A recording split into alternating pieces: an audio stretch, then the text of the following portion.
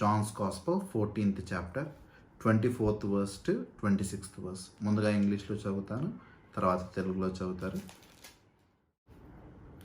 Whoever does not love me does not keep my words, and the word that you hear is not mine, but the Father's who sent me.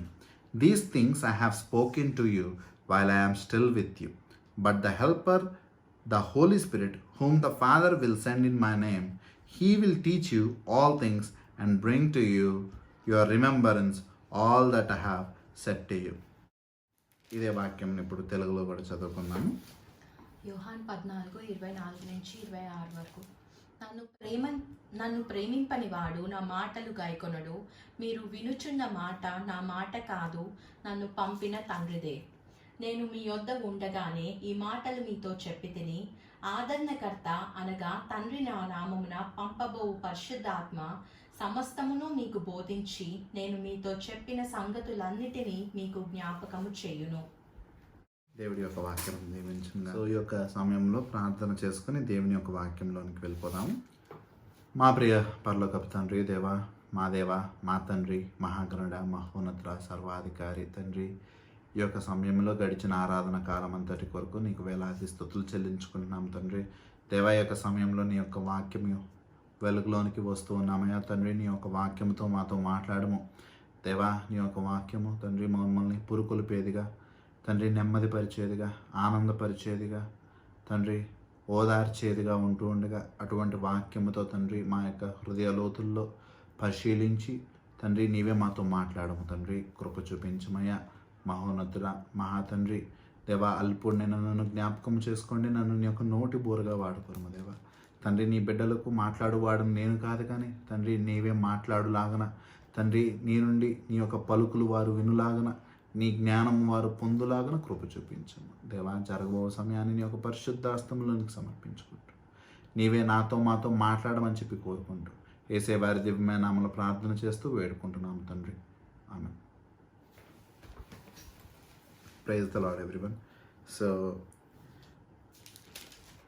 గత వారము మనము ఆ యొక్క 24వ వచనం వరకు చదువుకుని ముగించుకున్నాము. ఈ దినము ఆ యొక్క 24వ వచనం నుండి 26వ వచనం వరకు ఈ యొక్క 3 వచనములు ధ్యానించుకోబోతూ ఉన్నాము. సో ఇది ఎక్కడ జరుగుతున్నది అన్నది ఈ పాటికి అందరికీ తెలిసి ఉన్నది. ఇది ఆ యొక్క మేడ మీద గది మీద జరుగుతూ ఉన్నది. యేసుక్రీస్తు ప్రభువారు పస్కా పండుగ రొట్టె భుజించడానికి ఆ యొక్క శిష్యులందరినీ చేరతీసి ఉండగా ఆ యొక్క పస్కా పండుగ రొట్టె ఆ యొక్క సమయమును యేసుక్రీస్తు ప్రభువారు ఆ యొక్క ప్రభురాత్రి భోజనముగా మార్చటము మనకు ఆ యొక్క సమయంలో కనిపిస్తుంది. ఆ సమయంలో ఆ యొక్క శిష్యుల సమూహముని వీడి యోధా ఇస్కరియోతు బయటకు వెళ్ళటము మనకు అక్కడ కనిపిస్తుంది. యోధా ఇస్కరియోతు ఎప్పుడైతే బయటకు వెళ్ళాడో యేసుక్రీస్తు ప్రభువారు వారికి ఎన్నో సంగతులు నేర్పిస్తూ ఉన్నారు. ఆ యొక్క క్రమంలోనే ఏ విధంగా వాళ్ళల్లో ఒకడు వారిని మోసం ఆయన్ని మోసం చేయబోతున్నాడని, వాళ్ళల్లో ఒకడు అయిన ఈ పేతురు గారు ఆయన్ని ఎరగడు అని చెప్పేసి 3 సార్లు బొంకుతాడని, ఈ సంగతులన్నీ వారికి తెలియపరిచిన తర్వాత వాళ్ళు ఒక విధమైన నిరాశలోనికి, ఒక విధమైన కలవరంలోనికి వెళ్ళిపోవటము మనకి వాక్యంలో కనిపిస్తుంది. అటువంటి విధంగా వాళ్ళు కలవరానికి గురవ్వగా అప్పుడు యేసుక్రీస్తు ప్రభువారు వారికి ఈ యొక్క యోహాను సువార్త 14వ అధ్యాయంలో చెప్తూ ఉంటారు. కలవరపడుకుడి అని మొట్టమొదటి వచనంలో చెప్తారు. చూడండి, మీ హృదయమును కలవరపడనీయకుడి, దేవుని యందు విశ్వాసముంచుచున్నారు, నా యందును విశ్వాసముంచుడి. సో వారందరూ కలవరపడుతుండగా వాళ్ళని కలవరపడద్దు, వాళ్ళని బాధపడద్దు, భయపడద్దు అని చెప్పి వారికి ఎన్నో వాగ్దానములు ఇక్కడ చేస్తున్నారు. ఈ యొక్క వాగ్దానములు వారికి మాత్రమే వర్తించదు. ఈ యొక్క వాగ్దానములు యేసుక్రీస్తు ప్రభువారి యందు విశ్వాసం ఉన్న ప్రతి ఒక్క నిజమైన విశ్వాసకి, ప్రతి ఒక్క మారు మనసు పొందుకున్న ప్రతి ఒక్కరికి, రక్షింపబడిన ప్రతి ఒక్కరికి, పరలోక రాజ్యపు వారసులకు, దేవుని యొక్క సొంత బిడ్డలుగా నియమించబడిన వారందరికీ ఈ యొక్క వాగ్దానములు వర్తిస్తూ ఉంటాయి. సో మనము ఆయన యొక్క పిల్లలైనచో మనకు కూడా ఈ యొక్క వాగ్దానములు వర్తిస్తూ ఉంటాయి. అందులో ఆయన ఇచ్చిన వాగ్దానములు ఏంటి అంటే, మొట్టమొదటిగా పరలోక రాజ్యాన్ని దేవుడు మన కొరకు సిద్ధపరుస్తానన్నాడు. రెండవది ఆదరణకర్త అనగా సత్యస్వరూపియగు ఆత్మ, పరిశుద్ధాత్మ దేవుడిని మన కొరకు అనుగ్రహిస్తాను అని చెప్పేసి వాగ్దానం చేసి ఉన్నారు. సో యేసుక్రీస్తు ప్రభువారు వాళ్ళని విడిచిపెట్టి వెళ్తున్నారు అని వాళ్ళు కలవరపడుతుంటే, కలవరపడుకుడి, నేను వెళ్ళి మీకు మరొక ఆదరణకర్తను, వేరొక ఆదరణకర్తను మీ కొరకు పంపుతాను అని చెప్పి ఉన్నారు. ఆయనే పరిశుద్ధాత్మ దేవుడు. ఆ యొక్క పరిశుద్ధాత్మ దేవుని యొక్క సహవాసము, దేవుని యొక్క తండ్రి దేవుని యొక్క సహవాసము, కుమారుని యేసుక్రీస్తు ప్రభువారి యొక్క సహవాసము నిత్యము ఎల్లప్పుడూ మనందరికీ తోడుగా ఉంటుంది అని చెప్పేసి ఒక గొప్ప వాగ్దానముని మనం పొందుకుంటూ ఉన్నాము. అది గత వారం మనం చూసుకున్నాము. ఈ వారము ఈ ఏ విధంగా అయితే పరిశుద్ధాత్మ దేవుడు ఈ లోకానికి ఇవ్వబడుతున్నాడో అదేవిధంగా సత్యము కూడా మనకి ఈ లోకంలో లభిస్తూ ఉంది. ఆ సత్యం యొక్క ప్రాముఖ్యత ఏంటి, ఆ సత్యము సత్యస్వరూపియగు పరిశుద్ధాత్మ దేవుని యొక్క ఆ యొక్క సత్యము యొక్క అవసరత ఏంటి, దాని యొక్క ఉపయోగం మనకేంటి అన్నది ఈ దినం మనము లోతుగా ధ్యానించుకుంటూ ఉంటాం. సో ఒకసారి ఈ యొక్క 14వ అధ్యాయము 24వ వచనం నుండి చదువుతున్నాను, చూడండి. నన్ను ప్రేమింపని వాడు నా మాటలు గాయకొనడు. మీరు వినుచున్న మాట నా మాట కాదు, నన్ను పంపిన తండ్రిదే. నన్ను ప్రేమింపని వాడు నా మాటలు గైకొనడు. మీరు వినుచున్న మాట నా మాట కాదు, నన్ను పంపిన తండ్రిదే. సో యేసుక్రీస్తు ప్రభువారు చెప్తున్న ఈ యొక్క సంగతులన్నీ ఆయన ఏమని చెప్పి బయలుపరుస్తున్నారంటే అవి ఆయన యొక్క మాటలే కాదు, అవి తండ్రి యొక్క మాటలు అని చెప్పేసి అక్కడ తెలియపరుస్తున్నారు. ఇది మనం చూసినట్టయితే, ఇది మనం గమనించినట్టయితే ఆయన చెప్పిన మాటలు అబద్ధమైనవి కాదు. ఈ యొక్క వాక్యములో ఆయన చెప్పబడిన యొక్క సంగతులు అసత్యము కాదు, అవి సత్యవంతమైనవి. అవి తండ్రి యొద్ద నుండి, దేవాతి దేవుడి నుండి. ఆయన మనుష్యుడు కాదు కదా గుండెములాడుటకు అన్న వాక్యము మనకి ఉంటుంది కదా. సో ఆయన నుండే వస్తుంది. ఈ యొక్క సంగతులను నమ్మండి, ఈ యొక్క సంగతులను విశ్వసించండి అని చెప్పేసి అక్కడున్న వారికి చెప్తున్నారు. అందుకే నేను ఈ దినము చెప్తున్నాను, సత్యము యొక్క అవసరత మనకి ఈ యొక్క లోకములో చాలా ఎక్కువగా ఉంటూ ఉంది. ఎందుకంటే ఈ యొక్క లోకము సత్యవంతమైనది కాదు. ఈ యొక్క లోకము, మనం జీవిస్తున్న ఈ యొక్క లోకము బాగా అసత్యముతో, చెడుతో, చీకటితో, అంధకారముతో, పాపముతో నిండిపోయినదిగా ఈ యొక్క లోకము ఉంటుంది. ఇక్కడ సత్యము కరువైపోతుంది. ఎటు చూసినా, ఎవరిని చూసినా అబద్ధములు లేదా గొండెములు లేదా చెడు తప్పితే మనకి వేరొకటి యొక్క లోకంలో కనిపించని పరిస్థితులు ఏర్పడుతూ ఉన్నాయి. సో ఇటువంటి అంధకారమైన చీకటిమయమైన యొక్క లోకములో వెలుగు వంటి సత్యం యొక్క అవసరత చాలా ఎక్కువగా మనకి కనిపిస్తుంది. అందుకే సత్యము అన్నది ఒక బహుమానంగా ఉంటూ ఉంది మనందరికీ, ఒక వరంగా ఉంటూ ఉంది అది. ఎందుకంటే ఈ యొక్క చీకటిని పాడద్రోయగలిగిన శక్తి కేవలము ఆ యొక్క సత్యానికి మాత్రమే ఉంది. వాక్యంలో మనం చూసుకుంటాం కదా, రాబోయే వాక్య భాగంలో కూడా మనం చూసుకుంటాము. మనకి యోహాను సువార్త 8వ అధ్యాయము 32వ వచనంలో ఉంది. ఆ మాటలు మనం చూసుకున్నట్టయితే యోహాను సువార్త 8వ అధ్యాయము 32వ వచనంలో సత్యము మిమ్మల్ని స్వతంత్రులుగా చెయ్యను అన్న ఒక మాట అక్కడ రాయబడి ఉంది, చూడండి. John's gospel 8th chapter 32nd verse. అప్పుడు సత్యము మిమ్మును స్వతంత్రులుగా చేయునని చెప్పగా. సో సత్యము మనల్ని స్వతంత్రులుగా చేసేదిగా ఉంటూ ఉంది. ఈ యొక్క లోకములో చీకటి, అంధకారము ఉంటూ ఉండగా సత్యము మనల్ని స్వతంత్రపరిచేదిగా ఉంటుంది. అది ఏ విధంగా అన్నది లోతుగా రాబోయే వాక్య భాగంలో మనం చూసుకుంటూ ఉన్నాము. కానీ దేవుణ్ణి మాత్రము ఎప్పుడు నిత్యము సత్యవంతుడిగా ఈ యొక్క లోకమంతయు ఆయన్ని పిలవటము మనకి కనిపిస్తూ ఉంటుంది. ఆయన్ని ఆ యొక్క యూదులే కానీ, ఈ యొక్క జనులే కానీ, ఈ పాపములో నిండిపోయిన యొక్క లోకమే కానీ దేవుని మాత్రము ఎప్పుడు సత్యవంతుడిగానే పిలవటము మనకి ఆ యొక్క నిర్గమాకాండము నుండి కనిపిస్తుంటుంది. ఒకసారి ఆ యొక్క నిర్గమాకాండము 34వ అధ్యాయం 6వ వచనం చూడండి. అతని ఎదుట యెహోవా అతన్ని దాటి వెళ్ళుచు, యెహోవా కనికరము, దయ, దీర్ఘశాంతము, విస్తారమైన కృపా సత్యము గల దేవుడైన యెహోవా. విస్తారమైన కృపా సత్యములు సత్యములు గల దేవుడైన యెహోవా. దేవాతి దేవుడు మోషే గారి ఎదుట ఆయన వెళ్ళుచున్న సమయంలో మోషే గారు అడుగుతారు, దేవా నీ యొక్క దృష్టిలో నేను కృప పొందినట్టయితే నీ మహిమని నాకు చూపించుము, షోమి యువర్ గ్లోరీ అని అడగగా, అప్పుడు దేవాతి దేవుడు ఆయన ముందుగా వెళ్ళుచు ఆయన యొక్క వీపు భాగము చూపిస్తూ ఆయన యొక్క మాటలు ఆయన గురించి ఆయన వర్ణిస్తారు. తన గురించి ఆయన ఏం చెప్తారంటే, ఈ యొక్క నిర్గమాకాండము 34:6 ఉంటుంది. అతని ఎదుట యెహోవా అతని దాటి వెళ్ళుచు, యెహోవా కనికరము, దయా, దీర్ఘశాంతము, విస్తారమైన కృపా సత్యములు గల దేవుడైన యెహోవా. అక్కడ ఆయనకి ఎన్నో దీర్ఘశాంతము, దయా, కనికరములు ఉంటూ ఉన్న అటువంటి దేవాతి దేవుడు సత్యము కలిగిన దేవాతి దేవుడుగా ఉంటూ ఉన్నాడు అని చెప్పేసి మనకి ఆ యొక్క వాక్య భాగంలో కనిపిస్తూ ఉంటుంది.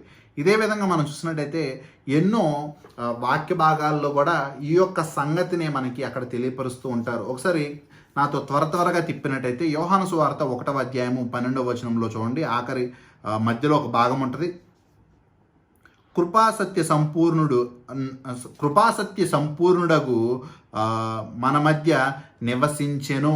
అక్కడ ఆది యందు వాక్యముండెను, వాక్యము దేవుని యొద్ద నుండెను, వాక్యమే దేవుడై ఉండెను అని యోహాను సువార్త 1:1 ఉండగా, ఆ వాక్యమే శరీరధారుడై అని చెప్పేసి మనకి యొక్క 12వ వచనంలో ఉంటుంది. కృపా సత్య సంపూర్ణుడిగా మన మధ్యన నివసించెను అన్న మాటలు మనకు అక్కడ కనిపిస్తూ ఉంటాయి.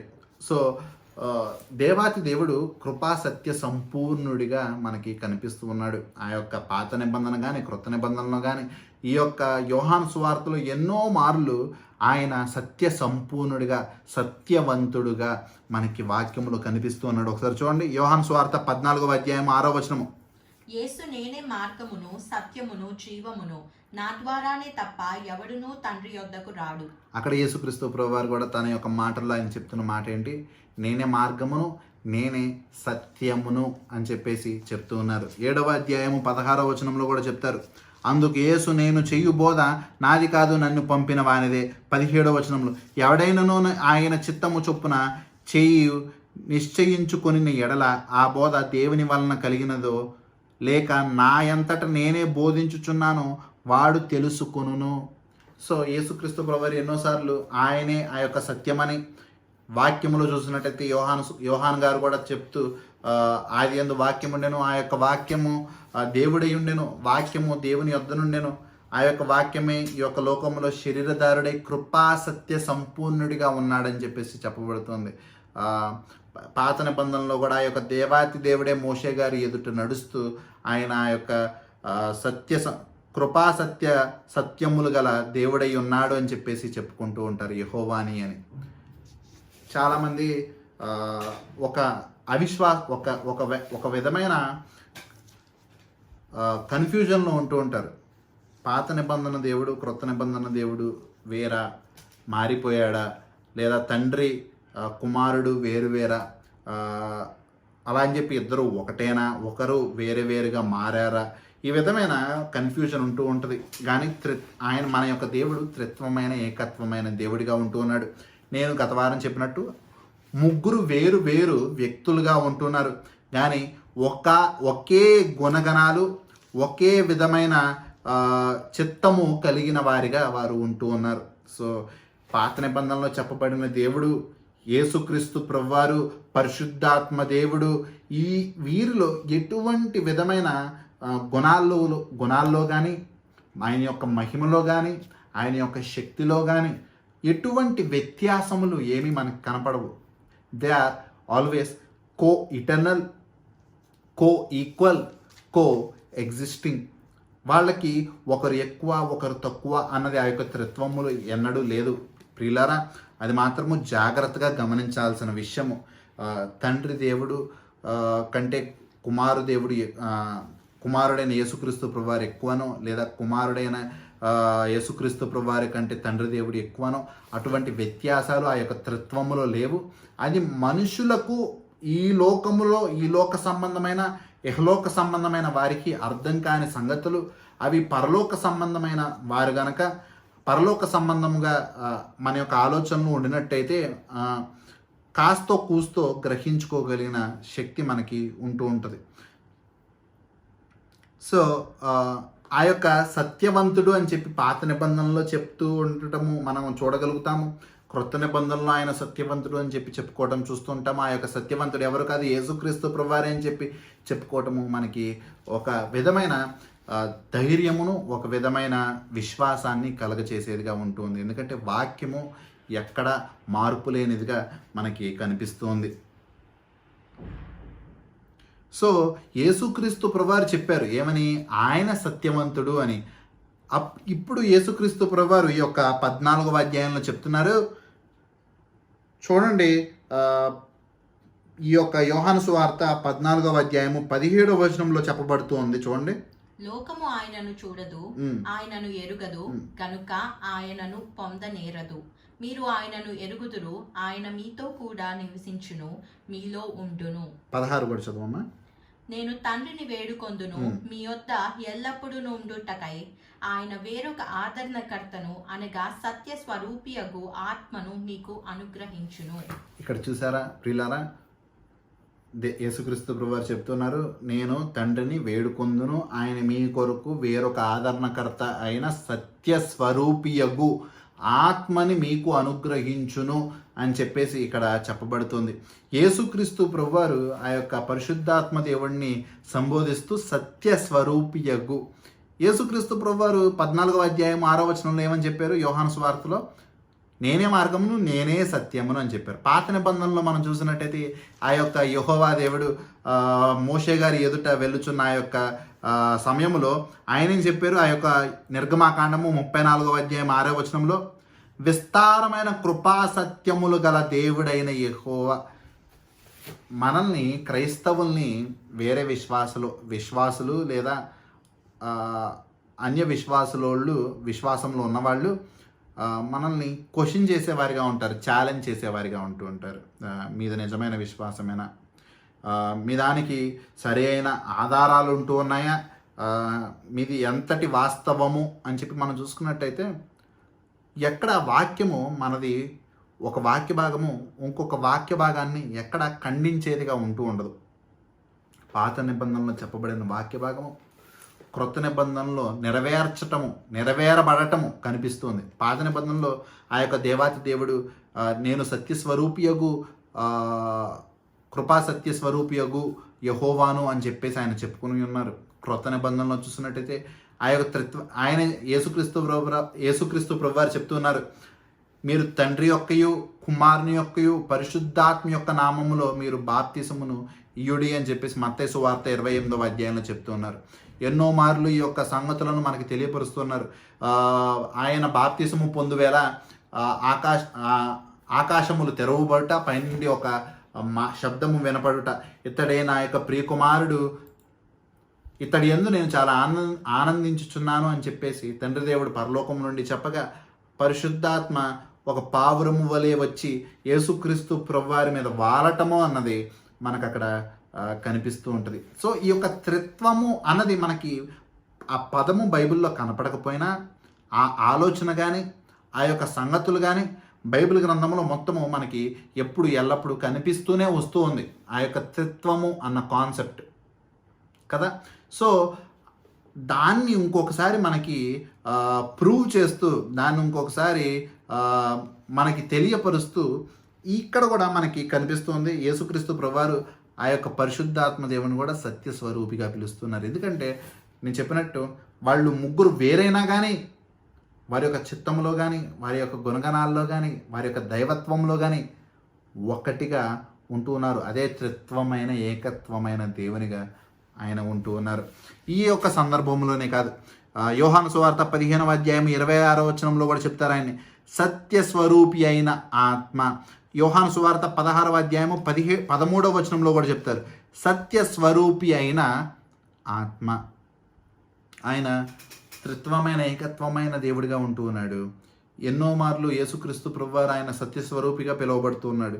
ఎన్నో మార్లు పరిశుద్ధాత్మ దేవుడు సత్యస్వరూపిగా పిలువబడుతూ ఉన్నాడు.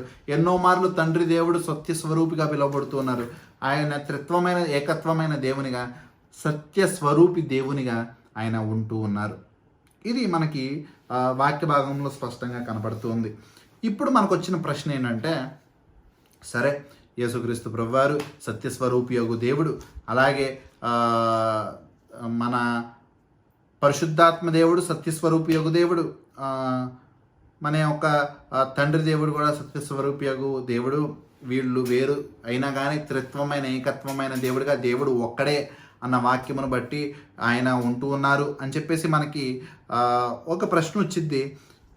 ఈ యొక్క సత్యం యొక్క అవసరత ఏముంది? ఇంత సత్యం యొక్క అవసరత ఏమన్నా ఉందా? నిజముగా సత్యము అంత ప్రాముఖ్యమైనదా? మనకి సత్యవంతుడైన దేవుడి యొక్క అవసరత ఉందా? అది ఎటువంటి విధంగా మనుషులకు ఉపయోగపడుద్ది? ఇది ప్రశ్నగా ఉంటూ ఉండగా అందరూ జాగ్రత్తగా గమనించాల్సింది ఏంటంటే, ఈ లోకంలో మనందరం జీవిస్తూ ఉన్నాము. ఈ లోకం కొరకు ఎంతోమంది ప్రయాసపడుతూ ఉంటారు. ఈ లోకం కొరకు, ఈ లోకములో ధనము కొరకు, ఈ లోకములో సుఖాల కొరకు, ఈ లోకంలో సంతోషం కొరకు ఎంతమందో పాకులాడుతూ ఉంటారు. వారి యొక్క నెమ్మదిని కోల్పోతూ ఉంటారు. వారి యొక్క ఆనందాన్ని, సంతోషాన్ని, సమాధానాన్ని కోల్పోతూ ఉంటారు. దేవుణ్ణి విడిచిపెడుతూ ఉంటారు. అల్పమైన ఈ సూర్యుడి కింద సమస్తము ఆవిరి వంటిది అని చెప్పి సలోమాన్ గారు చెప్పినా కానీ వాటి వెంట పడుతూ ఉంటారు. దాని కొరకు ఎన్నో సమస్యలను కొని తెచ్చుకుంటూ ఉంటారు. ఎందుకంటే వాక్యంలో స్పష్టంగా చెప్పబడుతోంది, ఈ ప్రపంచంలో మనము ఒకరికి మాత్రమే సేవ చేయగలము, ఒకరిని మాత్రమే మన యొక్క యజమానిగా భావించగలము. అది ధనమైనా అవ్వచ్చు, దేవుడైనా అవ్వచ్చు. దేవుడు మన యొక్క యజమానిగా ఉంటే మనము ధనానికి బానిసలుగా ఉన్నాము. ధనానికి బానిసలుగా ఉన్నవారు దేవుని యొక్క పని ఎప్పుడు వారు చేయలేరు, దేవుడి కొరకు వారు జీవించలేరు. సో ఇద్దరిలో ఎవరొకరిని ఎంచుకోవాల్సిన అవసరం ఉంది. ఈ లోకంలో ధనం కొరకు జీవించేవారు ఉంటూ ఉంటారు, దేవుడి కొరకే జీవించేవారు ఉంటూ ఉంటారు. దేవుడి కొరకు జీవిస్తే వాళ్ళ దగ్గర ధనం ఉండదా? పేదవారు మాత్రమే ఉంటారా అంటే మనము చెప్పలేము. ఎందుకంటే దేవుడు సొలొమోను మహారాజుని దీవించిన వాడిగా ఉంటూ ఉన్నాడు. అత్యధికమైన ఐశ్వర్యవంతుడిగా సొలొమోను మహారాజు గారిని ఆయన చేసి ఉన్నాడు. అదేవిధంగా యేసుక్రీస్తు ప్రభువారి యొక్క సమయంలో కూడా కొంతమంది దీవించబడిన వారు ఉంటూ ఉన్నారు, దీవించబడిన వారు కూడా ఉంటున్నారు. కానీ వాళ్ళ యొక్క ప్రాముఖ్యత వారి యొక్క ప్రాముఖ్యత దేవుడి వైపు ఉంది, కానీ వారి యొక్క ప్రాముఖ్యత ధనము వైపు లేదు. ధనం అన్నది ఈ లోకంలో తాత్కాలికంగా ఈ యొక్క లోకంలో జీవించటానికి మాత్రమే ఉపయోగపడేదిగా ఉంటుంది. అంతకు మించి దానిలో ఉన్న ఏ శాతము ఆ యొక్క నిత్యత్వంలో మనం సంపాదించుకోలేనిదిగా ఉంటుంది. అందుకే యేసుక్రీస్తు ప్రభువారు ఎన్నో మార్లు చెప్తుంటారు, ఈ లోకంలో సంపాదించుకునే దానికంటే ప్రథమమైన స్థానము పరలోకంలో సంపాదించుకోవటము ముఖ్యము. ఇది ఎప్పుడొకప్పుడు గతించిపోయేది. ఇది ఈ లోకంలో మన యొక్క కడుపు నింపేదిగా ఉంటుంది అంతే, మన యొక్క అవసరతలు తీర్చేదిగా ఉంటుంది అంతే. కానీ పరలోకమైనది మాత్రము శాశ్వతముగా ఉండేదిగా ఉంటూ ఉంది అని చెప్పేసి యేసుక్రీస్తు ప్రభువారు ఎన్నో మార్లు తెలియచేస్తూ ఉన్నారు. ధనం అన్నది ఎందుకు ధనాన్ని సేవించిన వారు దేవుని సేవించలేరు అన్నది మనకి ప్రశ్న వచ్చినట్టయితే, ఒక పెద్ద ఎగ్జాంపుల్ మనకి ఉంటూ ఉన్నాడు కదా. ఒక ధనికుడైన వ్యక్తి యేసుక్రీస్తు ప్రభువారి దగ్గరికి వస్తారు. ఆ యొక్క ధనికుడైన వ్యక్తి అంటాడు, నేను పాత నిబంధన అంతయు నెరవేర్చాను, ఇంకేం చేయాలి, నేను సమస్తాన్ని నెరవేరుస్తున్నాను, ఇంకేం చేయాలంటే, ఎప్పుడైతే యేసుక్రీస్తు ప్రభువారు నీకు కలిగినదంతయు దానం చేసి నన్ను వెంబడించు అనగానే ఇమ్మీడియట్గా యేసుక్రీస్తు ప్రభువారిని విడిచిపెట్టి వెళ్ళిపోయేవాడిగా ఉంటాడు. సో ఆయనకి ప్రథమము ఏంటి? ఆయన సంపాదించుకొని ఆ యొక్క ధనం, తర్వాత స్థానము దేవుడికి ఇచ్చేవాడిగా ఉంటూ ఉన్నాడు. దాన్ని బయలుపరచడానికి అప్పుడు యేసుక్రీస్తు ప్రభువారు ఆ మాట చెప్పి ఉన్నారు. అప్పుడే ఆయన చెప్తూ ఉంటారు, సూది బెజ్జములో ఒంటైనా దూరుట సాధ్యమేమో కానీ పరలోక రాజ్యంలో ధనవంతుడు వెళ్ళుట చాలా కష్టతరము. అసాధ్యము అని కాదు, కష్టతరము. ఎందుకంటే వీరి యొక్క దృష్టి దేవుడి వైపు ఉందా, లేదా నిత్యము దేవుణ్ణి విస్మరించి ఆ యొక్క ధనము వెంట పడేవారిగా ఉంటూ ఉన్నారు అన్నది ఆ యొక్క వ్యత్యాసము స్పష్టంగా తెలియపరచబడుతూ ఉంటుంది. సో ఈ లోకానుసారమైనవి దేవుడికి విరోధంగా ఉంటూ ఉన్నాయి ప్రియులారా.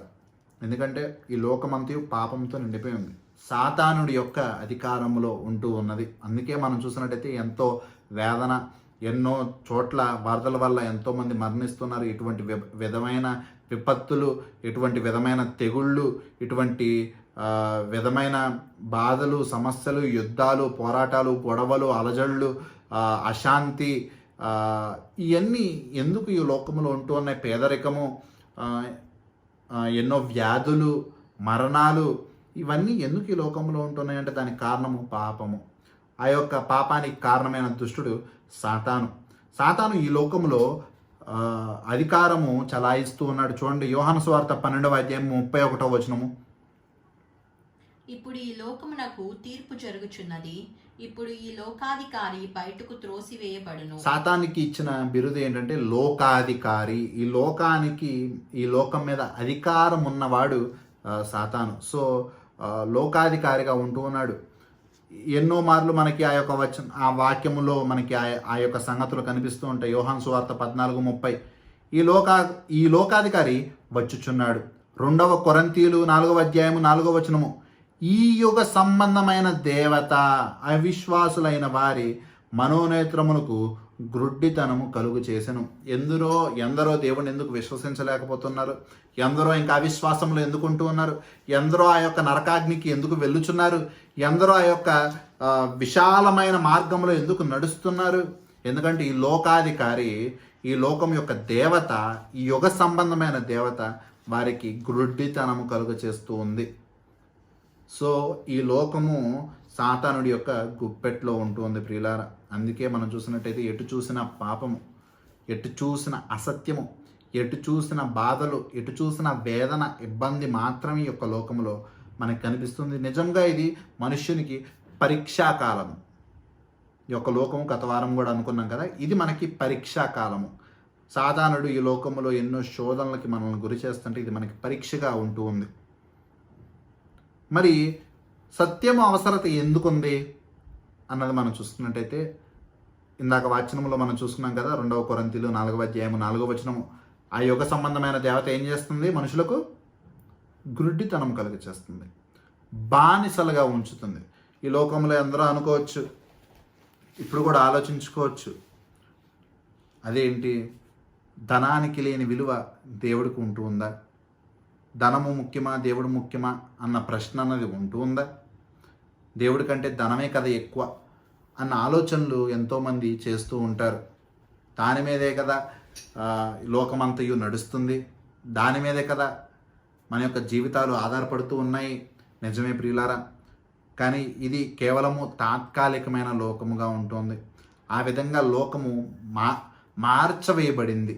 సాతానుడు ఈ లోకాన్ని ఆ విధంగా మార్చివేసున్నాడు. మనుషుల్ని ఆ విధంగా బానిసలుగా, ఆధారపడేవాడిగా, వాడి యొక్క క్రియలకు ఉపయోగించుకునేవాడిగా, ఆ యొక్క ధనాపేక్ష కలిగి దానికి బానిసలుగా, దాన్ని సేవించేవారిగా, ఇండైరెక్ట్గా దేవుడి నుండి దూరం అయిపోయేవాడిగా మనల్ని బానిసలుగా మార్చిన వాడు ఈ యొక్క దుష్టుడైన సాతాను. అది ఎవరికి బయలుపరచబడదు కానీ, ఎందుకంటే వారు గ్రుడ్డితనంలో ఉంటారు. దేవుడి యొక్క వాక్యము ధ్యానించిన వారు మాత్రమే, దేవుడి యొక్క వాక్యం యొద్దకు వచ్చిన వారు మాత్రమే మిగిలిన వారి నుండి ఆ యొక్క మెలకువలోనికి ఆ యొక్క గ్రహింపులోనికి తేబడుతూ ఉంటారు. లేనిచో ఇంకా అదే గ్రుడ్డితనంలో, అదే విధమైన జీవితంలో ఇంకా మనం చూసినట్టు ఈ లోకంలో ఎందరో పరిగెడుతూనే ఉన్నారు పిల్లరా. వాళ్ళందరూ ఆ యొక్క లోకాధికారి యొక్క కుయుక్తులకు లొంగిపోయిన వారిగా ఉంటూ ఉన్నారు. మనకు అందుకే ఉంటూ ఉంటుంది.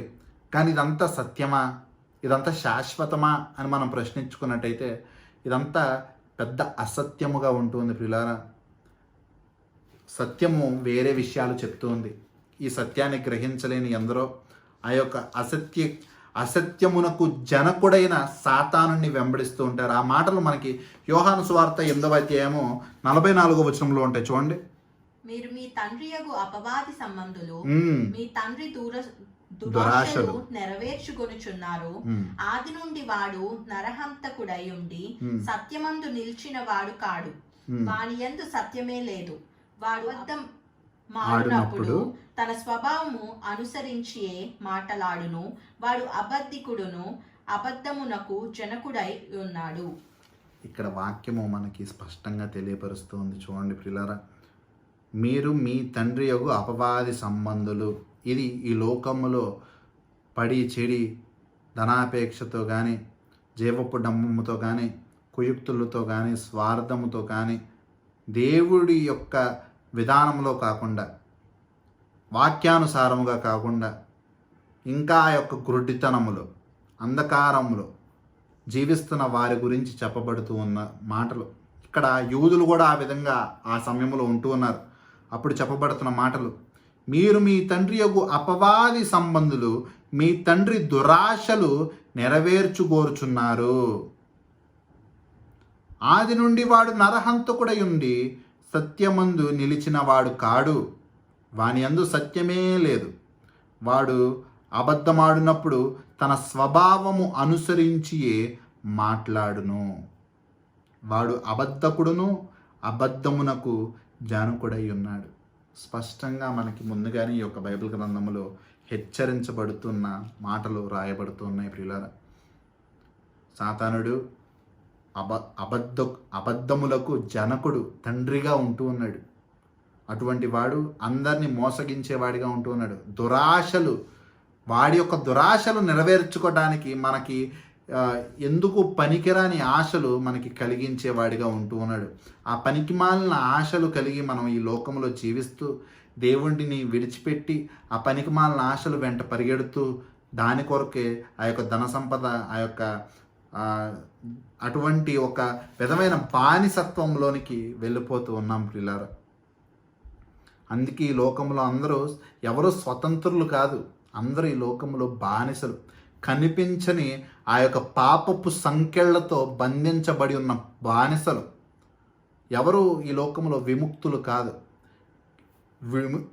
విమోచన పొందినవారు, విడుదల పొందిన వాళ్ళు, ఆ యొక్క బానిస సంకెళ్ళు తెంచుకున్నవారు, ఆ యొక్క పాపపు సంకెళ్ళు విరగ్గొట్టబడినవారు, ఆ యొక్క గొప్ప రక్షణ పాత్రని చేతపట్టుకున్నవారు, ఆ యొక్క గొప్ప విమోచనని, విడుదలని అనుభవిస్తున్నవారు కేవలము దేవుని యొక్క బిడ్డలు, యేసుక్రీస్తు ప్రభువారి యొక్క బిడ్డలు, ఆయన యొక్క రక్తము ద్వారా కొనబడిన ఆ యొక్క బిడ్డలు. అందుకే యేసుక్రీస్తు ప్రభువారు 8వ అధ్యాయము 32వ వచనంలో ఆ మాట చెప్తూ ఉంటారు. అప్పుడు సత్యము మిమ్మును స్వతంత్రులుగా చేయునని చెప్పగా, అప్పుడు సత్యము మిమ్మల్ని స్వతంత్రులుగా చేయును. అబద్ధములు మనల్ని మోసం చేసేవిగా ఉంటూ ఉన్నాయి. ఈ సాతానుడు యొక్క తాత్కాలికమైన అబద్ధాలు, ఈ లోకములో పరిగెత్తండి, ఈ లోకములో ఏదో సాధించండి, ఈ లోకములోనే శ్రమించండి, దాని కొరకు ఎన్ని పాపాలైనా చేయండి, ఎందరినైనా మోసం చేయండి, ఈ లోకంలో ఎంత అబద్ధపు జీవితానైనా జీవించండి, ఎంతమంది కుదిరితే అంతమందికి అబద్ధాలు ఆడండి, నా వలె అబద్ధాలకి జనకుడిగా ఉండండి, నా దురాశలను నెరవేర్చండి అని చెప్పి మనకి అబద్ధాలు చెప్పి మనల్ని మోసం చేస్తూ ఈ లోకములో మనల్ని నడిపిస్తూ ఉన్నాడు. మనము విడుదల పొందుకోవాలంటే దానికి ఉన్న ఏకైక మార్గము సత్యము. సత్యము మనల్ని స్వతంత్రులుగా చేయను. ఆ సత్యం మరి ఎక్కడ దొరుకును? ఆ సత్యము మనకి ఈ యొక్క బైబిల్ గ్రంథంలోనే దొరుకును ప్రియులారా. అందుకే చెప్తూ ఉన్నాను, వాక్యం ముందు కూడా చెప్తున్నాను, అందరూ కృప తెలిసి నాతో పాటు ఈ యొక్క బైబిల్ గ్రంథము తిప్పవలసిందిగా, ఈ బైబిల్ గ్రంథంలో నుండి ఆ సత్యాన్ని మీ యొక్క నేత్రములతో, మీ యొక్క సొంత నేత్రములతో గ్రహించుకోవలసిందిగా కోరుకుంటున్నాను. నేను చెప్పానో ఎవరో చెప్పారనో నమ్మాల్సిన అవసరం లేదు ప్రియులారా. మిమ్మల్ని సృజించిన మీ సృష్టికర్త, మిమ్మల్ని రక్షించే మీ యొక్క రక్షకుడు, మీ యొక్క తండ్రి, మీ దేవుడు, ఆయన యొక్క మాటల్లో ఊపిరిలాగా ఊదిన యొక్క వాక్యము మీకు అందచేయబడుతూ ఉంది. మీరు నా మాటలు బట్టి లేదా ఎవరో బోధ బట్టి వినాల్సిన అవసరం లేదు ప్రియులారా. ఈ యొక్క వాక్యములు మీరు చదువుకోవటం బట్టి, ఈ చూపించబడే ఈ యొక్క వచనములు మీరు గ్రహించుకోవటం బట్టి ఈ వాక్యము మిమ్మల్ని స్వతంత్రులుగా చేసేదిగా ఉంటుంది. అంతే కదా, నాకు తెలియనంత వరకు నేను కూడా ఈ లోకంలో ఎందరోలాగా అదే విధంగా జీవిస్తూ వచ్చి ఉన్నాను. నాకు ఆ మారు మనసు రక్షణ లేనప్పుడు అదే పై చదువులకు కానీ, అదే ఉద్యోగ నిమిత్తమే కానీ, కేవలం ఉద్యోగం కొరకే కానీ, కేవలము ఆ యొక్క ధన సంపదకే కానీ దాని ప్రకారంగానే జీవిస్తూ ఉండేవాడిని. కానీ ఇప్పుడు కేవలము దేవుని యొక్క పని మాత్రమే ప్రాముఖ్యంగా ఉంటుంది. మిగిలిన ఎటువంటి ఉద్యోగమైనా కానీ, ఎటువంటి విధమైన పని కానీ కేవలము కుటుంబాన్ని పోషించుకోవటానికో లేదా కడుపుని నింపుకోవటానికి తప్పితే దానికి ఎటువంటి ప్రాముఖ్యతయో లేదు ప్రియులారా. అది కేవలము ఈ లోకంలో మనం జీవించి ఉండటానికి మాత్రమే, దేవుడి యొక్క పని చేయటానికి మాత్రమే ప్రాముఖ్యత మాత్రము దేవునికి. ఎప్పుడైతే ఈ లోకపు పనుల కొరకు దేవుణ్ణే విడిచిపెడుతూ ఉంటామో, ఈ లోకములో ఉన్న అవసరతల కొరకు దేవుని నుంచి దూరం అయిపోతూ ఉంటామో, జాగ్రత్త పడవలసిన అవసరత ఉంటుంది ప్రియులారా. యొక్క గుడ్డితనంలో మనం ఉంటూ ఉన్నామని బైబిల్ గ్రంథంలో చదివి నిజమేంటో తెలుసుకుని ఆ యొక్క బానిసత్వం నుండి మనం విడిపించబడాలని వాక్యం మనకి చెప్పబడుతుంది. యోహాను సువార్త 14వ అధ్యాయము 24 అయిపోయింది, 25వ వచనము 26వ వచనము చదువుకుందాము. నేను మీ యొద్ద ఉండగానే ఈ మాటలు మీతో చెప్పితిని. ఆదరణకర్త అనగా తండ్రి నా నామమున పంపబోవు పరిశుద్ధాత్మ సమస్తమును మీకు బోధించి నేను మీతో చెప్పిన సంగతులన్నిటినీ మీకు జ్ఞాపకము చేయును. మీకు నా వంటి లేదా ఈ లోకంలో ఎంతోమంది దేవుడి యొక్క వాక్యము చెప్పేవారి యొక్క అవసరత కూడా లేదు ప్రియులారా. మీరు నిజముగా దేవుణ్ణి అంగీకరించినట్టయితే, మీరు దేవుడి యందు మారు మనసు పొందుకున్నట్టయితే, మీరు పశ్చాత్తాపడి రక్షింపబడినట్టయితే, మీకు పరిశుద్ధాత్మ దేవుడు అన్న వరాన్ని దేవుడు ఇస్తూ ఉన్నాడు. పరిశుద్ధాత్మ దేవుడిని మీ మీద కుమ్మరించువాడిగా ఉంటున్నాడు. ఆయన మీలో నివాసం ఉండువాడిగా ఉంటూ ఉన్నాడు. ఆయన మీకు బోధించువాడిగా ఉంటూ ఉన్నాడు. నేను కూడా ఒకప్పుడు దేవుడి యొక్క వాక్యాన్ని ధ్యానించేటప్పుడు ఎన్నో ప్రశ్నలు నాకు వస్తూ ఉండేవి. నా యొక్క విశ్వాస ప్రయాణం మొదలుపెట్టే యొక్క సమయంలో నేను ఎందరో సహోదరుల యొక్క సహాయం తీసుకుంటూ ఉండేవాడిని నాకు నేర్పించమని. అప్పుడప్పుడు వారు బిజీగా ఉండి నాకు ఎటువంటి డౌట్లు వచ్చినా చెప్పలేని పరిస్థితుల్లో కొన్నిసార్లు నేను బాధపడినప్పుడు నేను కూడా ఇదే ప్రార్థన చేసుకునేవాడిని. దేవా, ఈ వాక్యమును బట్టే, దేవా నువ్వే కదా బోధించువాడవు, వారికి కూడా బోధించినది నువ్వే కదా. నేను నిజంగా నేను తెలుసుకున్నట్టయితే నాలో పరిశుద్ధాత్మ దేవుడు ఉంటే ఆయనే నాకు బోధించాలి కదా అని చెప్పి ప్రార్థన చేసుకుంటూ ఉండేవాడిని. నా జీవితంలో నేను గ్రహించినది ప్రియులారా, పరిశుద్ధాత్మ దేవుడు నిత్యము మనతో మాట్లాడుతూనే ఉంటాడు. మనకి ప్రశ్న వచ్చిన ప్రతిసారి మనకి ఆయన బోధిస్తూనే ఉంటాడు. కానీ అది మన మీద ఆధారపడుతూ ఉంటుంది. ఆయన నేర్పించినది నేర్చుకోవటమా, దాన్ని విస్మరించటమా, ఆయన చెప్పిన విధానంగా జీవించటమా, మనకి నచ్చినట్టు జీవించటమా. శరీరేచ్ఛలు వేరొకటి కోరుకోవచ్చు, దేవుడి యొక్క వాక్యము వేరొక విధంగా జీవించమనొచ్చు. వాక్యము మనకి గ్రహించుకోవటానికి మనసులో నుంచి గద్దించినప్పుడు దానికి లోబడి జీవించుట క్రైస్తవ్య జీవితం. దాన్ని ఎదిరించి శరీరేచ్ఛలకి చోటించిన వాడి యొక్క జీవితము ఇంకా బానిసత్వంలో ఆ యొక్క అపవాది యొక్క కుయుక్తులకి గురవుతూ ఉన్న జీవితము. సో మనకి బోధకుల యొక్క అవసరత లేదు. బోధకులు ఉండట మంచిదే, ఎందరికో సువార్త ప్రకటించడానికి, ఇంకా గురుడ్డితనములో అంధకారంలో మారు మనసు లేకుండా జీవించే వారికి నేర్పించడానికి. కానీ దేవుణ్ణి తెలిసిన వారికి ప్రతి ఒక్కరితో పరిశుద్ధాత్మ దేవుడే మాట్లాడేవాడిగా ఉంటున్నాడు. ఎవ్వరూ ప్రత్యేకత ఇంకా దేవుడు తెలిసిన వారిలో లేరు ప్రియులారా. ప్రతి ఒక్కరూ ఆ యొక్క దేవునితో సంబంధంలో ఉన్నవారే. ప్రతి ఒక్కరితో దేవుడు మాట్లాడుతూనే ఉంటాడు. ప్రతి ఒక్కరితో దేవుడు వాళ్ళను ఉపయోగించుకుంటూనే ఉంటాడు. కానీ ఎప్పుడు వ్యత్యాసం ఉండిద్దంటే దేవుని తెలియని వారికి, దేవుడు తెలిసిన వారికి. దేవుడు తెలిసిన వారు ఆటోమేటిక్గా దేవుడి నుండి వాళ్ళు గ్రహించుకుంటారు. ఎందరో కొరకు వాళ్ళు ప్రయాసపడుతూ ఉంటారు. వాళ్ళు వారి కొరకు జీవిస్తూనే వాళ్ళు జీవితాన్ని కొనసాగిస్తారు. మొదటి యోహాను 2వ అధ్యాయము 19వ వచనము తిప్పుదాము. అందరూ ఒక 3 వచనములు ఇక్కడ ధ్యానించుకోబోతున్నాం ప్రియులారా. సో అందుకని ఈ యొక్క అధ్యాయం అందరూ తిప్పవలసిందిగా కోరుకుంటున్నాను. మొదటి యోహాను 2వ అధ్యాయము 19వ వచనం చదవమ్మా. వారు మనలో నుండి బయలు వెళ్ళిరి గాని వారు మన సంబంధులు కారు. వారు మన సంబంధులైతే మనతో కూడా నిలిచియుందురు. అయితే వారందరూ మన సంబంధులు కారని ప్రత్యక్షపరచబడినట్లు వారు బయలు వెళ్ళిరి. ఇక్కడ మిగతా వాక్య భాగం చదివే ముందు ఏం జరుగుతుందంటే, యోహాన్ గారు ఇప్పుడు మనం చదువుకున్న యోహాను సువార్తను రాసిన ఈ యొక్క యోహాన్ గారు ఆ యొక్క యోహాను పత్రికను కూడా రాసి ఉన్నారు. సో అప్పుడు ఆయన చెప్తున్న మాటలు ఏంటంటే, కొంతమంది ఈ యొక్క విశ్వాస సమూహం నుండి, దేవుడి యొక్క విశ్వాసుల గుంపు నుండి కొంతమంది వెళ్ళిపోయిన వారిగా ఉంటూ ఉన్నారు. అప్పుడు యోహాన్ గారు ఆ యొక్క మిగిలిన ఉన్న విశ్వాసులతో ఏమని చెప్తున్నారంటే, వాళ్ళు వెళ్ళిపోయారు, ఎందుకంటే వాళ్ళు మనవారు కాదు, మనవారు ఎప్పుడు మనతోనే ఉంటారు, వాళ్ళు మనవారు కాదు కనుక వాళ్ళు బయటికి వెళ్ళిపోయారు. మనవారు కాదు అంటే దేవుడి యొక్క బిడ్డలు ఎప్పుడు కలిసికట్టుగానే ఉంటూ ఉంటారు. దేవుడిని తెలిసిన వారు ఒకరినొకరు ప్రేమించుకుంటానే ఉంటారు, ఒకరినొకరు పురుగొలుపుకుంటూనే ఉంటారు, వాళ్ళు ఎప్పుడు ఐక్యముగానే ఉంటూ ఉంటారు. ఎప్పుడైతే దేవుడిని తెలియకుండా ఉంటారో, దేవుడి యొక్క ప్రేమని అనుభవించకుండా ఉంటారో, ఈ లోకములో అందరి చేత తిరస్కరించబడి వీరు ఇంకొకరిని తిరస్కరిస్తూ దేవుడి యొక్క ప్రేమని ఎప్పుడు రుచి చూడని వారు ఎవరైతే ఉంటారో వాళ్ళు ఎప్పుడు దేవుడి యొక్క సమూహం నుండి దూరంగా ఉండేవాళ్ళుగా ఉంటూ ఉంటారు.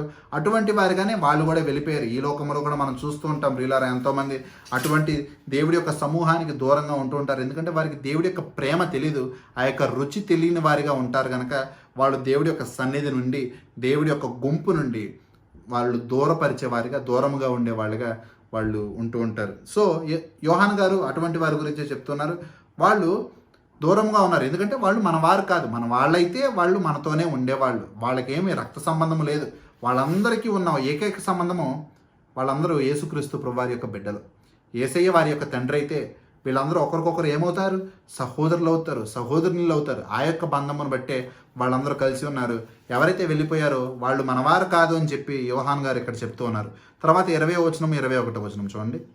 అయితే మీరు పరిశుద్ధిని వల్ల అభిషేకము పొందిన వారు గనుక సమస్తమును ఎరుగుదురు. ఇక్కడ ఒక పదం ఉంది ప్రియులారా, జాగ్రత్తగా గమనించండి. మీరందరూ తెలుసుకోవాలన్నది దేవుడి యొక్క చిత్తమై ఉన్నది. అభిషేకము. ఈ లోకంలో ఎన్నో మేక చర్మము కప్పుకున్న తోడేళ్ళు విడిగా ఉపయోగించే మాట అభిషేకము, అనాయింటింగ్. అభిషేకించబడటము, అభిషేక ప్రార్థనలు, అభిషేక కూడికలు. ఈ విధంగా అభిషేకం అన్న పదాన్ని చాలా చాలా చండాలంగా ఉపయోగిస్తూ ఉన్నారు ప్రియులారా. దానికి ఎటువంటి వాక్య సంబంధమైన ఆధారము వాళ్ళు ఉపయోగించేదానికి లేదు. మీరు మీ యొక్క కన్నులతో వాక్యము చూసినట్టయితే ఈ యొక్క అభిషేకం ఏంటి? మీరు పరిశుద్ధిని వలన అభిషేకము పొందినవారు. పరిశుద్ధిని వలన అభిషేకము అనగా ఒక్కసారి జరిగే సంఘటన. ప్రతి ఒక్కరి యొక్క మనుష్యుని జీవితంలో మారు మనస్సు, రక్షింపబడటము, పరిశుద్ధాత్మ దేవుణ్ణి పొందుకోవటము లేదా పరిశుద్ధాత్మ దేవుని ద్వారా అభిషేకించబడటము ప్రతి ఒక్కరి జీవితంలో, విశ్వాసుల యొక్క జీవితంలో ఒకసారి జరిగేది. అవిశ్వాసుల యొక్క జీవితంలో, రక్షణ లేని వారి యొక్క జీవితంలో అది జరగటానికి ఎదురు చూసేది. ఇది ఒక్కసారి జరిగేది. ప్రతిసారి అభిషేకము పొందుతూ ఉన్నారు అని చెప్పి ఇక్కడ చెప్పబడుతూ లేదు. ఇంకా వివరంగా వాక్యాన్ని చూసుకుందాం. ముందుగా అయితే ఈ మాట చూడండి. అయితే మీరు పరిశుద్ధిని వలన అభిషేకమును పొందిన వారు. అంటే మీరు ఒకానొక సమయంలో పరిశుద్ధిని వల్ల అభిషేకము పొందిన వారిగా ఉంటూ ఉన్నారు. ఎందుకంటే యేసుక్రీస్తు ప్రభువారు మరణించి 3వ దినాన్ని తిరిగి లేచి 40 దినముల తర్వాత పరలోకానికి ఎత్తించిన తర్వాత ఆ యొక్క పెంతుకోస్తు దినమున అపోస్తుల కార్యాలు 2వ అధ్యాయంలో పరిశుద్ధాత్మ దేవుడు ఎందరినో ఆ దినము వారి మీదకి దిగి రావటము, వారిని అభిషేకించటము మనకి కనిపిస్తుంది. వాళ్ళందరూ పరిశుద్ధాత్మ దేవుని యొక్క పూర్ణులై, పరిశుద్ధాత్మ దేవుని వారి యొక్క శరీరముల్లో నివాసం ఉండటం మనకు కనిపిస్తుంది. వాక్యంలో మనకు కనిపిస్తూ ఉంటుంది, మీ యొక్క శరీరములు పరిశుద్ధాత్మ దేవుని యొక్క ఆలయములై ఉన్నాయని మీకు తెలియదా? వాళ్ళు ఒకసారే అభిషేకింపబడ్డారు, ఒక్కసారే వారి మీదకి ఆ యొక్క పరిశుద్ధాత్మ దేవుడు దిగి వచ్చాడు. అప్పటి నుండి మళ్ళీ బయటకు వెళ్ళి మళ్ళీ రావట్లేదు ఆయన వాళ్ళ మీదకి. వాళ్ళ యొక్క శరీరముల్లో ఆయన నివాసం ఉండేవాడిగా ఉంటూ ఉన్నాడు.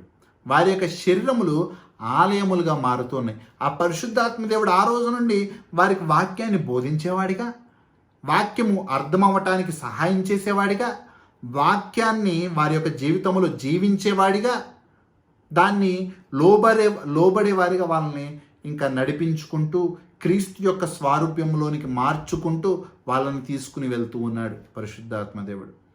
ఇక్కడ యోహాన్ గారు కూడా అదే చెప్తూ ఉన్నాడు, మీరు పరిశుద్ధాత్ముని వలన అభిషేకము పొందిన వారు గనక సమస్తమును ఎరుగుదురు.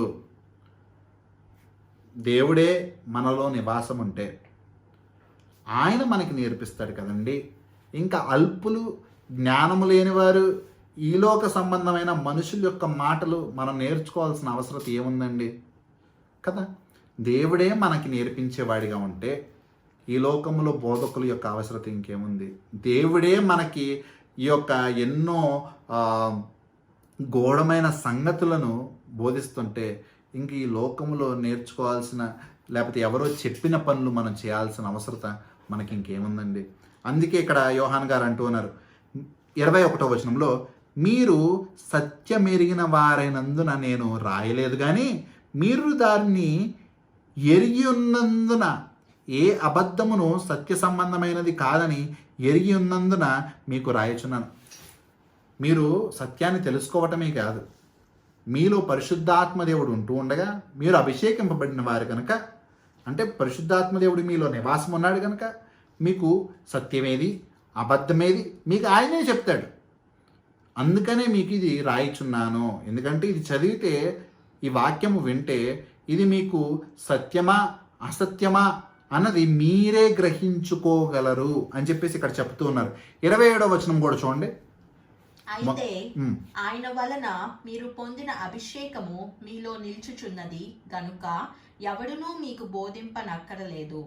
ఆయన ఇచ్చిన అభిషేకము సత్యమే గాని అబద్ధము కాదు. అది అన్నిటికీ గూర్చి మీకు బోధించుచున్న ప్రకారముగాను, ఆయన మీకు బోధించిన ప్రకారముగాను ఆయనలో మీరు నిలిచిచున్నారు. జాగ్రత్తగా చూడండి ప్రియులారా. అయితే ఆయన వలన మీరు పొందిన అభిషేకము మీలో నిలుచుచున్నది, అది మిమ్మల్ని విడిచిపెట్టి వెళ్ళేది కాదు. అభిషేకము ఇక్కడ దేని గురించి చెప్పబడుతున్నారు? అభిషేకం అంటే ఏంటి? మీలో నిలిచి ఉన్న అభిషేకం ఏంటి? పరిశుద్ధాత్మ దేవుడు. అదే మాటలు మీకు 1 కొరింథీ 6వ అధ్యాయం 19వ వచనం చూడండి ప్రియులారా. తిప్పండి, అందరూ తిప్పండి. 1 కొరింథీ 6వ అధ్యాయము 19వ వచనము. మీ దేహము దేవుని వలన మీకు అనుగ్రహింపబడి మీలోనున్న పరిశుద్ధాత్మకు ఆలయమై ఉన్నదని మీరు ఎరుగరా? మీరు మీ సొత్తు కారు. మీలోనున్న పరిశుద్ధాత్మ దేవుని ఆలయమై ఉన్నదని మీరు ఎరుగరా? మీరు మీ సొత్తు కారు. ఈ యొక్క శరీరము కేవలము దేవుని యొక్క ఆలయముగా ఉంటుంది. మారు మనసు పొందుకున్న తర్వాత పరిశుద్ధాత్మ దేవుడు వరముని మనము పొందుకున్న తర్వాత ఆయన మనలో నివాసం ఉండేవాడిగా ఉంటున్నాడు. ఆయన మనలో అభిషేకమై ఉండబోతున్నాడు. అయితే ఆయన వలన మీరు పొందిన అభిషేకము మీలో నిలుచుచున్నది. బయట మనం చూస్తూ ఉంటాం అభిషేక కోడికలు అని చెప్పి ప్రతిసారి అభిషేకిస్తూనే ఉంటారు పిల్లారా. జాగ్రత్త పడండి. అభిషేకము ప్రతిసారి జరిగేది కాదు, ప్రతిసారి కింద పడిపోయేది కాదు, ప్రతిసారి పిచ్చి కేకలు వేయించేది కాదు, ప్రతిసారి ఎగిరి వేయించేది కాదు. ఒక క్రమానికి, ఒక పద్ధతికి దేవునిగా ఉంటూ ఉన్నాడు. He's not a God of confusion, he's a God of order. ఒక పద్ధతికి, క్రమానికి ఆయన దేవుడిగా ఉంటూ ఉన్నాడు. వెర్రితనానికి, అయోమయానికి ఆయన దేవుడిగా లేడు. ఆ మాటలు కూడా మనకి వాక్యంలో స్పష్టంగా రాయబడి ఉంటూ ఉన్నాయి. అయితే ఆయన వల్ల మీరు పొందిన అభిషేకము మీలో నిలుచుచున్నది కనుక ఎవ్వడును మీకు బోధింపనక్కర్లేదు. That's a great gift dear people. ప్రియమైన వాళ్ళారా, అది ఒక పెద్ద బహుమానము. మనుషులు చేత చెప్పించుకోవాల్సిన అవసరము రక్షింపబడిన వారికి లేదు. ఎందుకంటే పరమ బోధకుడు, ఆ యొక్క సృష్టికర్త, లోకాన్ని సృజించిన ఆ యొక్క దేవాతి దేవుడు వారికి బోధించేవాడిగా ఉంటూ ఉన్నాడు. వారు ఎటు నడవాలో నడిపేవాడిగా ఉంటున్నాడు. ఎప్పుడైతే మనుషుల్ని మెప్పించడానికి మనం ప్రయత్నిస్తూ ఉంటామో, ఎప్పుడైతే అటువంటి విషయాల కొరకు మనం ఈ లోకంలో ప్రయాస పడుతూ ఉంటామో, ఎప్పుడైతే మనుషుల యొక్క అల్పమైన జ్ఞానం ప్రకారం నడుచుకుంటూ ఉంటామో, మనకి ఈ లోకంలో సమస్యలు తప్పవు. అదే జ్ఞానవంతుడైన సృష్టికర్త అయిన దేవాతి దేవుడి ప్రకారంగా నడుచుకుంటే, ఆయన చెప్పినట్టు జీవిస్తే, ఆయన చిత్తానుసారంగా నడుచుకుంటే మనకి ఎటువంటి సమస్యలు ఉండవు ప్రియులారా. ఒకవేళ ఉండినా కానీ వాటి నుండి తప్పించేవాడు ఆయనే. ఆయనే మనకి జ్ఞానము ఇచ్చేవాడిగా ఉంటూ ఉన్నాడు. ఈ మాటలు మనము ఎన్నో చోట్ల చూస్తూ ఉంటాము ప్రియులారా. ఇంకా 26వ వచనం చూసుకుందాము. 14వ అధ్యాయము 26వ వచనము. యోహాను సువార్త 14:26. ఆదరణకర్త అనగా తండ్రి నామమున పంపబో పరిశుద్ధాత్మ సమస్తమును మీకు బోధించి నేను మీతో చెప్పిన సంగతులన్నిటి మీకు జ్ఞాపకము చెయ్యును. పరిశుద్ధాత్మ దేవుడు మీకు బోధించటమే కాదు, వాటిని మీకు జ్ఞాపకము చేసేవాడిగా ఉంటూ ఉన్నాడు. వాక్యములు కొన్నిసార్లు గుర్తురావు కదా. ఫర్ ఎగ్జాంపుల్, ఇప్పుడు నేను ఉన్నాను ప్రియులారా, బీటెక్లో చదువుకున్నాయన్నీ, నా మాస్టర్స్లో చదువుకున్నాయన్నీ నాకు గుర్తుండవు. కొన్నిసార్లు నిన్న చెప్పిన విషయాలే మనం మర్చిపోతూ ఉంటాము. మనుషులకి ఉన్న సహజ లక్షణము మర్చిపోవటము. దేవుడి వాక్యాన్ని కూడా మర్చిపోయే వారిగానే ఉంటూ ఉంటాము. కానీ ఆ యొక్క వాక్యము మనం మర్చిపోయినప్పుడు మనకి జ్ఞాపకము చేసేదే పరిశుద్ధాత్మ దేవుడు. బోధించే బోధకులు సమస్తముని గుర్తుంచుకోరు ప్రియులారా. వాళ్ళు సిద్ధపడేవారిగా ఉంటూ ఉంటారు. దేవుడు ఆ సమయంలో వారికి ఏది గుర్తు చేస్తే, ఏది ఎటు విధంగా వారిని నడిపిస్తే, ఏ వాక్యాన్ని వారికి తెలియపరిస్తే అది మాత్రమే వారు బోధించేవారిగా ఉంటూ ఉంటారు. మనం అనుకుంటూ ఉంటాము మనుషులు వాళ్ళు సిద్ధపడ్డారు, వాళ్ళే మాట్లాడుతున్నారు, వాళ్ళ జ్ఞానం ప్రకారం అనుకుంటాం. కానీ వాళ్ళు కేవలము నోటి బోరలుగా ఉంటూ ఉన్నారు పిల్లలు. వాళ్ళు చెప్పే మాటలు, వాళ్ళ నుండి వచ్చే ప్రతి ఒక్క మాట దేవుడి యొక్క చిత్తంలో ఉంటేనే వచ్చింది. దేవుడి యొక్క చిత్తంలో లేనప్పుడు మనం ఎంత సిద్ధపడినా, మనం దాని కొరకు ఎంత ప్రయాసపడి నేర్చుకున్నా దేవుడి మాటలో చెప్పలేము. ఈ లోకంలో ఉన్న పెట్టకథలు, ఈ లోకంలో ఉన్న కబుర్లు, కాకమ్మ కథలు ఇవి చెప్పుకోగలం కానీ, ఎందరో గురించి కబుర్లు చెప్పగలం కానీ దేవుడి వాక్యాన్ని మాత్రం ఆయన అనుమతించకుండా చెప్పలేము. ఎందరో మనం చూసినట్టయితే ఈ లోకంలో అబద్ధపు బోధకులు దేవుడి వాక్యం పేరుతో ఈ లోకంలో ఉన్న వాట్సాప్ మెసేజ్లు, మోటివేషనల్ మెసేజ్లు, లేదా పెట్ట కథలు, కాకమ్మ కథలు చెప్పేవారిగా ఉంటూ ఉంటారు. అది విని మనుషులు ఉత్తేజింపబడుతూ ఉంటారు. కానీ దానివల్ల వారికి ఏం ప్రయోజనం లేదు ప్రియులారా. ఎందుకంటే నిజమైన దేవుడి యొక్క వాక్యంలోనే ఆ యొక్క నిజమైన శక్తి ఉన్నది. వినుట వలన విశ్వాసము, యేసును గూర్చిన సంగతుల గురించి విశ్వాసం అన్నది. యేసు గురించి మనం వినాలి, యేసు గురించి మనం నేర్చుకోవాలి. దానికి అది కాకుండా ఇంకా వాక్యములో నుండి కాకుండా మనం ఎన్ని కబుర్లు చెప్పుకున్నా మనకి రక్షణ లభించదు, మారు మనస్సు లభించదు. సువార్త యందు దేవుని యొక్క శక్తి ఉంది. కాకమ్మ కథల్లో లేదా పెట్ట కథల్లో ఎటువంటి శక్తి లేదు. దేవుడు ఉపమానాలు బోధించింది మనుషులకు అందరికీ అర్థం అవ్వటానికి కాదు. వాక్యము జాగ్రత్తగా గమనించినట్టయితే అక్కడ రాయబడింది ఏంటంటే అందరికీ అర్థం అవ్వటానికి కాదు. దేవుడు ఉపమానాలు బోధించింది కేవలము తన యొక్క విశ్వాసులకి మాత్రమే అర్థం అవ్వటానికి. వాళ్ళకు కూడా అర్థమయ్యేది కాదు ఉపమానాల వల్ల. వాళ్ళు కూడా మళ్ళీ అడిగేవాళ్ళు యేసయ్యని, ఇది చెప్పావు కదావా, దీనికి అర్థం ఏంటి అంటే మళ్ళీ అల్ప విశ్వాసులారా మీతో నేను ఇంకా ఎంతకాలం ఉంటానని చెప్పి మళ్ళీ వాళ్ళకి వివరించేవాడు దేవుడు. ఎందుకు నువ్వు ఉపమానాల్లో బోధిస్తావంంటే అందరికి అర్థం అవ్వాలని కాదు, కేవలం రాజ్యానికి సంబంధించిన వారికి అర్థం అవ్వటానికి అని చెప్తూ ఉంటాడు. కానీ ఇప్పుడు అది కాదు ప్రియులారా. ఇప్పుడు దేవుడి యొక్క వాక్యము పరిపూర్ణమైంది. ఈ వాక్యంలోనే శక్తి ఉన్నది, ఈ సువార్తలో శక్తి ఉన్నది రక్షణకి. ఇది చెప్పబడితేనే మనుషులు రక్షింపబడతారు. అంతేగాని పెట్టకథలు, కాకమ్మ కథల వల్ల రోజులు గడిచిపోతూ ఉంటాయి. మనుషులు ఎటువంటి మార్పు ఉండదు. మనసు మాత్రం రాతిలాగే ఉండిపోద్ది. అది మాంసపు హృదయంతో మారదు. సో ఇక్కడ కూడా మనం చూసినట్టయితే పరిశుద్ధాత్మ దేవుడే మనకి బోధించేవాడిగా ఉంటున్నాడు. పరిశుద్ధాత్మ దేవుడే దాన్ని మనకి జ్ఞాపకము చేసేవాడిగా, దాన్ని వివరించేవాడిగా మనకి ఉంటూ ఉన్నాడు. సో ఈ బైబిల్ గ్రంథంలో కూడా మనం చూసినట్టయితే ఈ బైబిల్ గ్రంథము కూడా రాయించింది ఆ యొక్క పరిశుద్ధాత్మ దేవుడే. మనుషుల్ని ప్రేరేపించి, మనుషుల్ని పురికొలిపి ఆయన రాయించుకున్నాడు. ఇక్కడ మనుషులు కేవలము ఆయన యొక్క చేతిలో పనివారిగా ఉంటూ ఉన్నారు. ఇంకా చెప్పాలి అంటే మనుషులు కేవలము ఆ యొక్క టూల్స్ లాగా, పరికరాలలాగా ఉంటూ ఉన్నారు దేవుని యొక్క చేతిలో. ఆయన ఉపయోగించుకుని వాళ్ళని వాడుకుంటూ ఉన్నాడు. ఆయన వాడుకున్న వాళ్ళలో కొంతమంది రాజులు ఉన్నారు, కొంతమంది ప్రవక్తలు ఉన్నారు, కొంతమంది చేపలు పట్టేవారు ఉన్నారు, కొంతమంది గొర్రెలు మేపుకునేవారు ఉన్నారు, కొంతమంది ఆ యొక్క ట్యాక్స్ కలెక్టర్స్గా ఉన్నారు.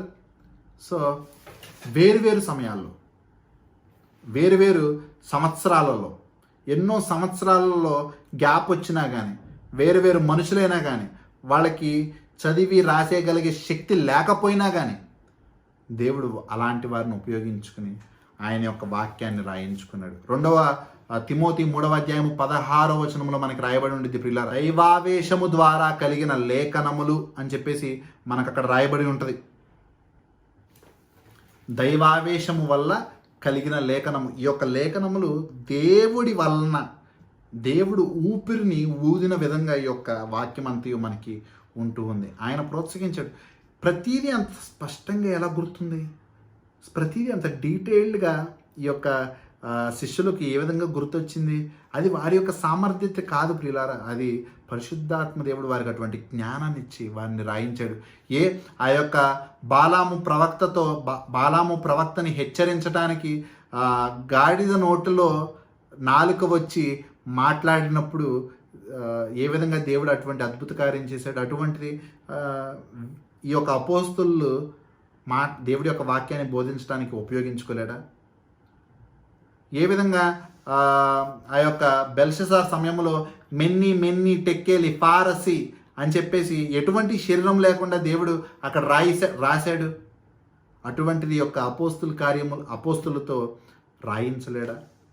ఆయన ఎంత వేరువేరు సమయంలో జరిగినా, ఎప్పుడో పాత నిబంధన నుండి క్రొత్త నిబంధన వరకు వేరు సమయకాలంలో సంగతులు జరిగి రాసినా, వేరు వ్యక్తులు రాసినా, అక్కడ రాయించింది మాత్రము ఒకే దేవుడు. అందుకే మనం చూసినట్టయితే పాత నిబంధన నుండి క్రొత్త నిబంధన వరకు ఏ సంగతులు ఎక్కడ ఒక పొల్లు కూడా పోకుండా ఉంటుంది. ఒక పొల్లు కూడా పాత నిబంధనలో చెప్పబడిందే క్రొత్త నిబంధనలో జరుగుతూ ఉంటుంది. ఏదో వేరే సమయంలో ఎవరో రాసినది ఇంకో సమయంలో ఎన్నో సంవత్సరాలు గడిచిన తర్వాత ఇంకొకరు రాసినది నెరవేర్చబడుతూ ఉంటుంది. మనుషులకి ఇది అసాధ్యం పిల్లరా. ఇది కేవలము దేవుని యొక్క జ్ఞానముతోనే సాధ్యము. దేవుడే దాన్ని రాయిస్తేనే అది సాధ్యం. అందుకే యోహాను సువార్త 10వ అధ్యాయము 35వ వచనంలో ఉంటుంది, లేఖనము నిరర్ధకము కానేరదు కదా. ఈ వాక్యము దేవుడి నుండి పొందుకున్న తర్వాత దీన్ని నో వన్ కెన్ బ్రేక్, దీన్ని ఎవ్వరు నాశనం చేయలేరు. ఇది దేవుడి నుండి వచ్చిన వాక్యము. ఇందులో ఒక పొల్లు జతపరచరు, ఒక పొల్లు తీసివేయలేరు. ఆకాశమును భూమి గతించిపోయినను, ఒకసారి మత్తయి సువార్త 18వ వచనంలో ఉంటుంది చూడండి, ఆకాశమును భూమి గతించిపోయిననే కానీ ధర్మశాస్త్రమంతయు నెరవేరు వరకు దాని యందు యొక్క పొల్లైనను ఒక సున్నాయనను తప్పిపోదని నిశ్చయముగా మీతో చెప్పుచున్నాను. దట్స్ ద పవర్ ప్రియులారా. దేవుడి యొక్క శక్తి నిజముగా పాత నిబంధన నుండి ఎన్నో వేల ఏళ్ల క్రితము రాసినది తర్వాత క్రొత్త నిబంధనలో జరుగుతున్న సంగతులతో ఏ విధంగా పోలి ఉన్నాయో, అక్కడ జరిగినాయి ఇక్కడ ఏ విధంగా నెరవేరినాయో, అది దేవుడి యొక్క సావరెన్ ఇంటర్వెన్షన్ లేకుండా ఆయనే ఆ యొక్క శిష్యులతో రాయించకుండా ఉంటే ఆ విధంగా జరిగేది కాదు పిల్లలు. ఇది ఏ విశ్వాసములోనూ లేదు. అదే క్రైస్తవ్యం యొక్క గొప్పతనం. ఈ బైబిల్ గ్రంథమే క్రైస్తవ్యం యొక్క గొప్పతనం. ఈ సత్యమే బైబిల్ గ్రంథం యొక్క గొప్పతనం. ఇందులో ఒక తప్పు కూడా మనం చూపించలేము. అర్థం కాకపోవచ్చేమో కానీ దేవుడి యొక్క నడిపింపు ఉండి అర్థం చేసుకున్నట్టయితే మొట్టమొదటి ఆదికాండం నుండి ఆ యొక్క ప్రకటన గ్రంథం ఒకటే కదా, వేరు వేరు సమయాల్లో వేరు వేరు వ్యక్తులు రాశారు, కానీ అదంతా కలయికే ఒక కథ. There is uniformity. ఇది కేవలం క్రైస్తవ్యంలోనే సాధ్యం.